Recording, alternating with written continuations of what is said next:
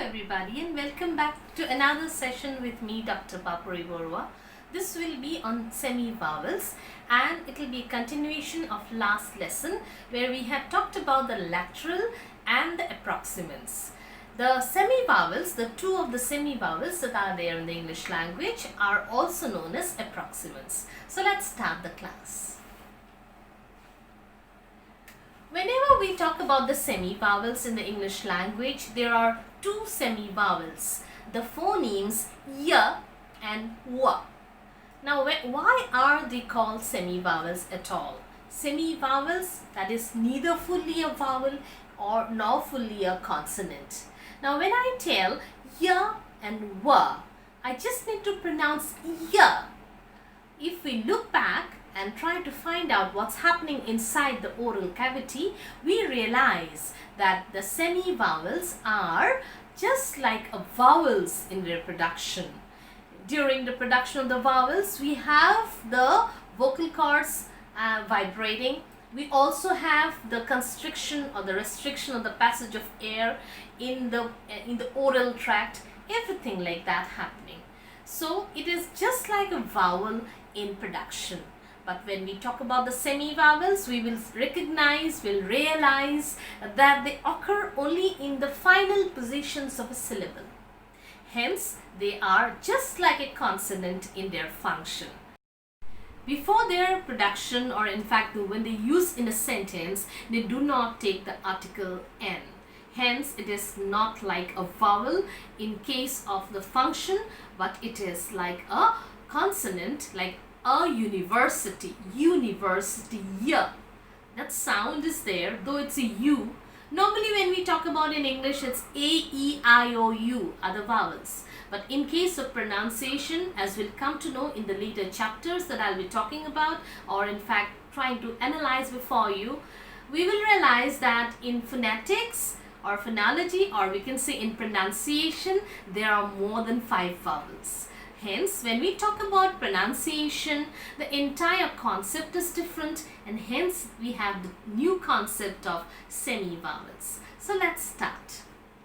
So semi-vowels, one of the main characteristics, as I said, it is vowel-like in production but consonant-like in function. We'll talk about this later when I really talk about the articulation, or try to draw before you the articulation of the semi-vowels y and w.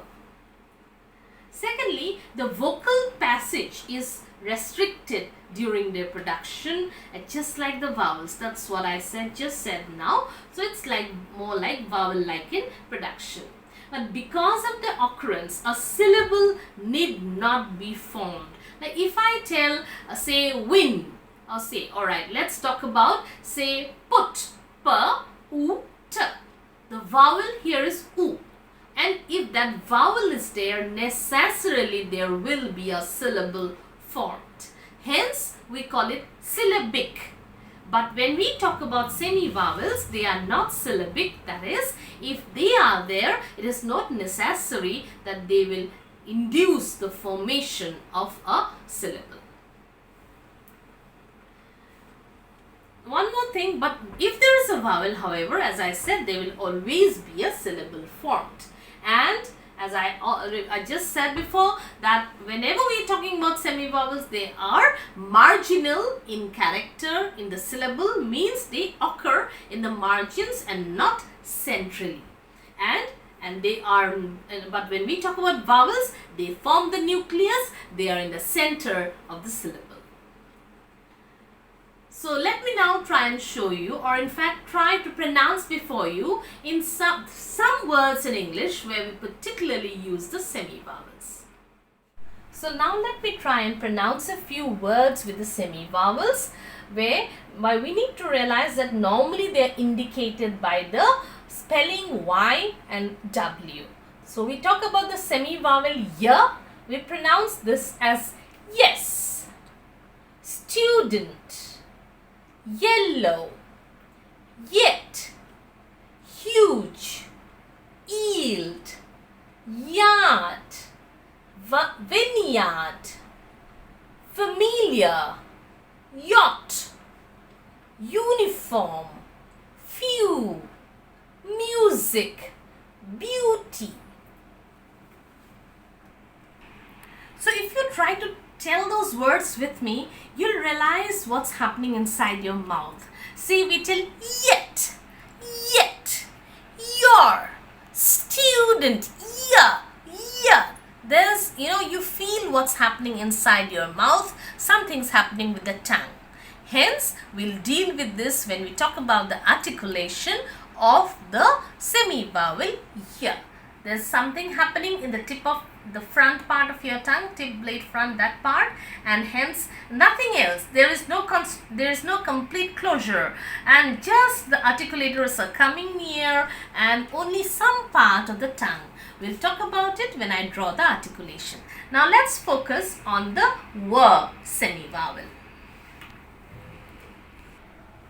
So when we talk about the W semi-vowel, we have words like well, wife, wine, twig, quick, sweet, and we need to realize S-U-I-T is also pronounced as sweet, wait, away, language, equal, we, with, warm, weird. Now when we try to pronounce those words with the W sound, W, we have the rounding of the lips there, and again something is happening with the tongue there. W, W. So this is what we will talk about in the next line. The next slide, we're going to talk about how we articulate the W, the Y in the English language. So if you just look at it overview, when I tell Y, Y, what about my lips? They are not rounded. But when I tell W, wine, wife, wait, I have a rounding of my lips there. That is one basic difference between the two semi-vowels. Now let's try and draw the semi-vowels, the articulation of the semi-vowels Y and W. Let me now show you the articulation of the semi-vowels Y and W. Semi-vowels there. They are Y and W. So let me now try and draw it before you. So we'll begin as we normally begin with the nose and the lips there. The lip, lower, upper front teeth, lower front teeth, and it goes like this. And we draw normally the palate there. Then when we talk about the pronunciation of Y, try and pronounce and say Y, Y. So what happens? The front of the tongue is raised rather high in the direction of the hard palate, right? So here it's like this, Y. So this is the way you pronounce it, Y. It's rising towards this is the hard palate. And of course there is no constriction anywhere and no touching anywhere. So the vocal cords vibrate, but there is no audible friction. The air cannot go into the nasal cavity. The soft palate is raised. The lips are spread. Yeah, yeah. The lips are spread there, and the vocal cords are vibrating.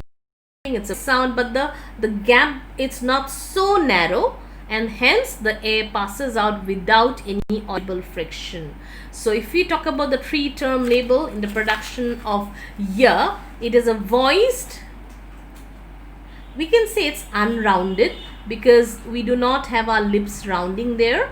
Voiced, unrounded, palatal semi-vowel. Palatal semi-vowel because it uses the palate.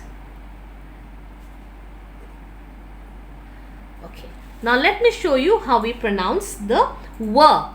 So it's similar there. The only difference is there with the position of the tongue that is being used there. So normally as we draw it like this, and we draw the palate there.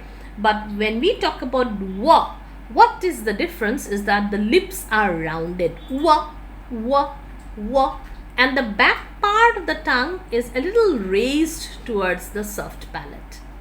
The back part of the tongue, and hence it is a little different from the way we pronounce the other semi-vowel Y. So we have the vocal cords again vibrating, okay, and the air goes out. It cannot pass into the nasal cavity. Soft palate is raised and it's an oral sound, but the air passes out through the gap between the raised part of the tongue and the soft palate. So what's happening is that we have it's a particular semi-vowel which can be written as voiced, labio, velar, semi-vowel. Now why is it voiced? Because it's anyway, here we have the vocal cords vibrating, hence it's voiced there. Glottis is narrow. But why is it labio? Because we use the lips here. Wife. That is, the lips are used, and it's a velar sound because it uses a the soft palate, and the back side of the tongue rises towards the soft palate. So when we talk about, we have already discussed the various positions or the various words that use ya. Just for formality, I am giving a yes, yet are some examples here, and for were, they are wife, wine, examples like this. By now you have become familiar with the way we can very easily draw the articulation of ya and were. Now let us recapitulate and try to put together a few words or few things or characteristics of the semi-vowels there. So let's begin with the articulation of the semi-vowel ya there. So what happens? The front of the tongue is raised rather high in the direction of the hard palate. Ya. So the front part of the tongue moves towards the hard palate if you pronounce it perfectly. Secondly, the lips are spread. Ya. Lips are spread. Thirdly, the soft palate is in a raised position. It's an oral sound, and hence no air can escape into the nasal cavity. Then the vocal cords are made to vibrate. It's a voiced sound, and hence it's a voiced, unrounded, palatal semi-vowel. Voiced because the vocal cords are vibrating. It's unrounded because your lips are very far away from each other when they are spread, and it uses the hard palate. It's palatal, and then it's a semi-vowel.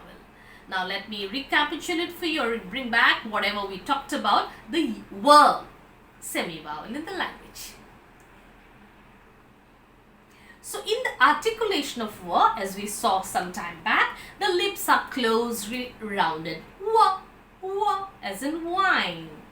And hence, there is a considerable rise in the back side of your tongue towards the soft palate. Wa. For this, you need to close your eyes, sit back, and try and tell that sound, pronounce that sound, and feel it. You'd never memorize where the articulation positions are. We just try to feel it inside our mouth because it's happening all inside the mouth. Further, it is, as I said, just like the ya, it is the soft palate is raised, it's a voice sound, and the vocal cords are vibrating, and the three-term label, in fact, it's a voiced labio-velar semi-vowel. Labio because your lips are used, they're rounded, it's a voice, vocal cords are vibrating, and semi-vowel. So with this, I come to the end of the semi-vowel section. I just wanted to tell they are called as approximants because we have the air coming out through a passage which is restricted inside the mouth. So with this, we come to the end of the semi-vowel chapter in the English language. I just wanted to add that they also fall under the category of approximants. As we had dealt with in the earlier lesson, approximants are words or phonemes which are produced by bringing together organs of speech near each other, and the air travels out through the gap between them, but they are not so narrow like in fricatives. For the air to come out with friction, there is no audible friction, and hence when we tell ya, wa, ya, right, we're talking about the tongue and the palate. There, the air passes out through that small gap, but there is no audible friction. I hope this lesson was helpful for you. We'll go on to the next lesson next time. Thank you so much.